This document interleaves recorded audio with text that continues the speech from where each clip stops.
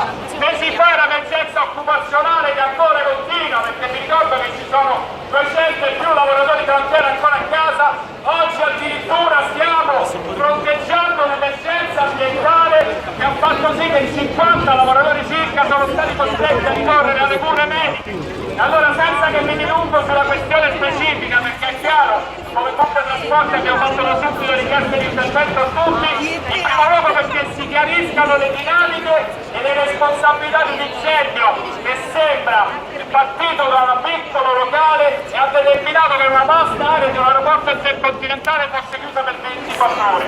È chiaro che va stabilito perché ADN ha affrettatamente riaperto il terminal dopo 24 ore. Stando anche le loro dichiarazioni, le analisi sono partite solo dal 9 e l'ASL ieri ci dice che ci vorrà un tempo per fare i campionamenti. Pensate quando avremo i risultati.